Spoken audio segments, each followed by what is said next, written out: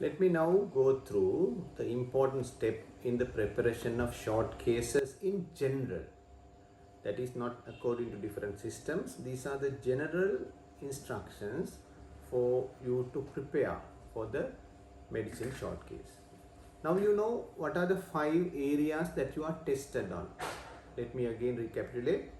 Completeness of the examination, techniques that you follow, findings, very important, interpretation, and communication or presentation. So those are the 5 areas. So let's take the first part, the completeness. Very important thing in the completeness of examination is the preliminaries. You start the short cases with preliminaries. So what are they? You greeting the patient and introducing yourself. That is very important.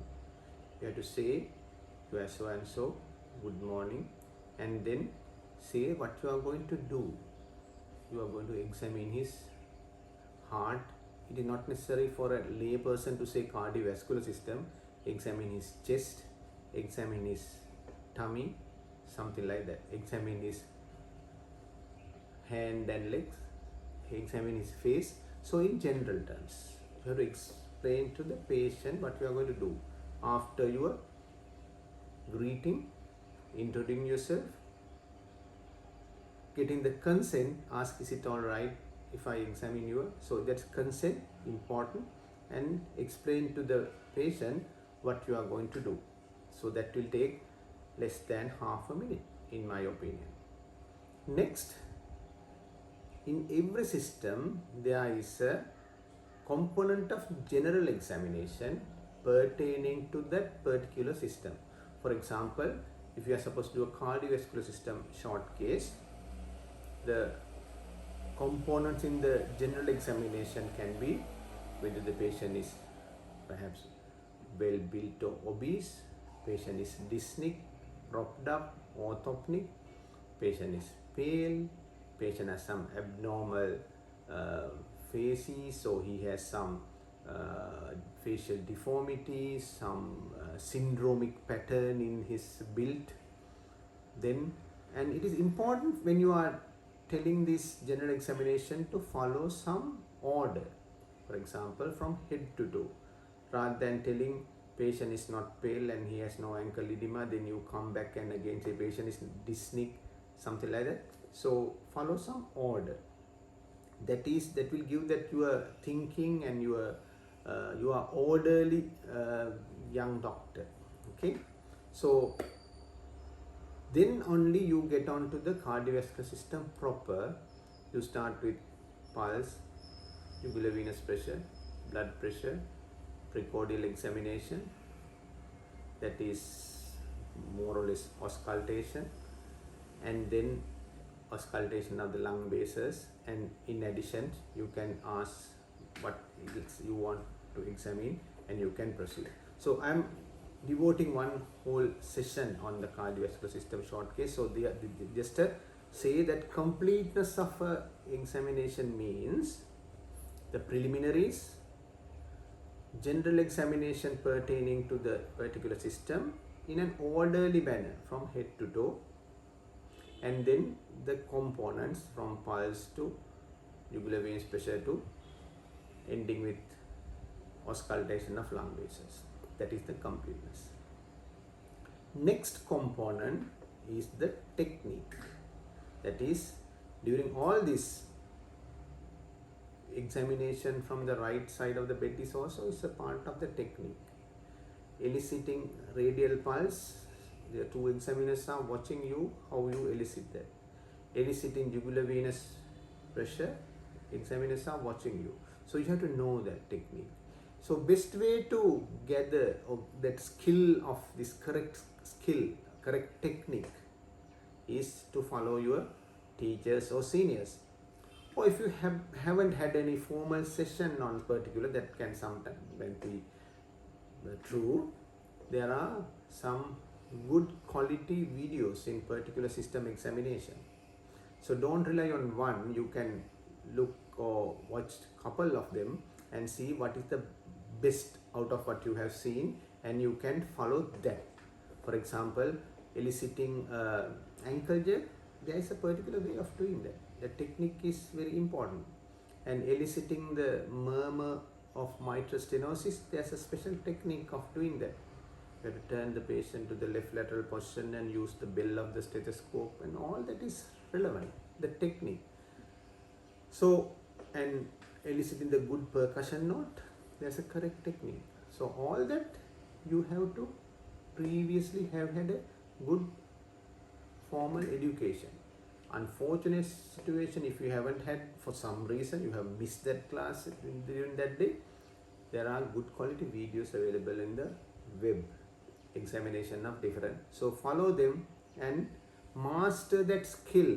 Follow that and see whether that suits you, whether you can, without any stress, you can do it confidently. That is very important, doing something confidently, because two examiners are watching you. Third thing, of course, is the findings. Having elicited physical signs, you should know whether it is abnormal or normal. This, of course, the skill of differentiating the normal from abnormal findings, you learn during your training from the third year onwards, perhaps maybe during the second year as well. You should know whether you heard first heart sound, whether it's a normal or abnormal loud.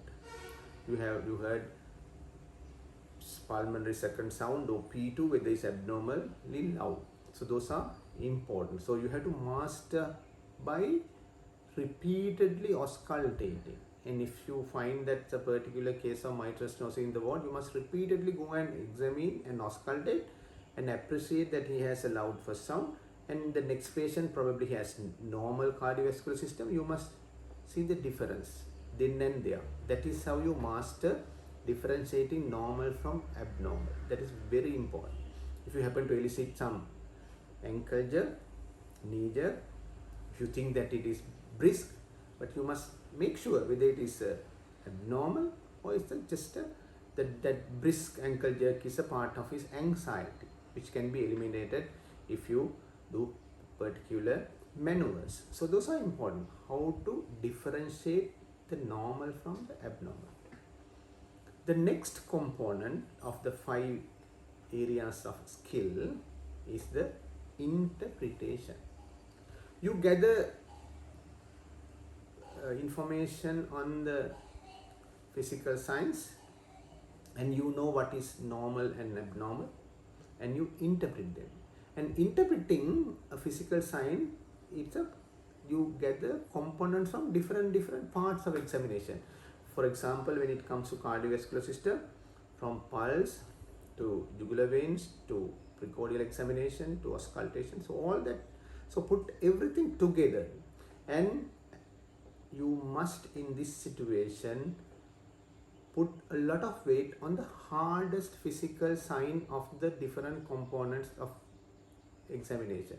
For example, in a cardiovascular system examination, you elicited high volume pulse, may not be collapsing. You elicited deviated cardiac apex beat with a heaving apex, and you elicited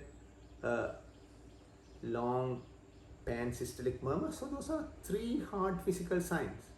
Okay, and these 3 hard physical signs points to a diagnosis of left ventricular volume overload, probably due to mitral regurgitation. So you should have that in mind. So you diagnose mitral regurgitation not only on the auscultatory findings, with the 2 other supportive, high volume pulse and the deviated cardiac apex, which is heaving in character. These are the 3. So interpretation, don't take one physical sign in isolation. Ask yourself, is this physical sign is hard enough for me to arrive at a particular diagnosis? Ask yourself. Is this physical signs diagnosis is further supported by examination of pulse, and which is high volume or collapsing perhaps, and deviated cardiac apex with heaving. So putting all 3 together, you are confident to say that patient has mitral regurgitation. So finally, when you are presenting your findings again it has to be from the beginning. Try to be polite. You can say, I examine this patient's cardiovascular system, and who the patient is well built, obese, dyspneic, propped up, he's pale, he's central cyanosis, he's tachypneic, he has ankle edema and sacral edema. Ankle edema also you have to quantify. He has bilateral pitting mild ankle edema, or he has a gross ankle edema up to the gross edema up to the knees sometimes. So you have to quantify. That is how you show that you have seen different grades of ankle edema, and this patient's ankle edema is not just mild edema, but it is gross non-pitting edema sometimes. So those are important. And then you got into from the pulse up to the examination of lung bases. But in this situation, in order to save time, you can select and pick the positive findings and present. And one mistake students often do is they just go on repeating the negative finding. He has no that, he has no ankle edema, he is not pale, and his cardiac apex is not deviated. That's all negative findings. You know that physical signs, there are physical signs in short cases given. And examination, you are not given patients without any physical signs or normal cardiovascular system. So there has to be 1 or 2 or 3 and perhaps more than that. So you have to at least select few of them, preferably everything of them, and select the positive findings and come to the diagnosis. And you can finally, based on your findings, presentation, examiner might ask, what is your diagnosis? And you must be confident. You must not change the diagnosis from the first go. You say it's mitral irritation. Just few seconds later you say, no, it's mitral stenosis. Or you must say it's again aortic stenosis. So that means you are totally lost. You don't know what you are talking about, whether you have elicited, and you are just doing a guessing game. So in the final communication, again, the confidence is important, and also at the end of examination, you must make sure that the patient's welfare, that is, you redress the patients and you go and thank the patient, and before you leave the pair of examiners, you thank them and go. And that concludes the preliminaries of short case preparation in medicine. And I will detail you on 4 systems on different 5 areas like completeness, technique, findings, interpretations, and communication when it comes to each system. Thank you.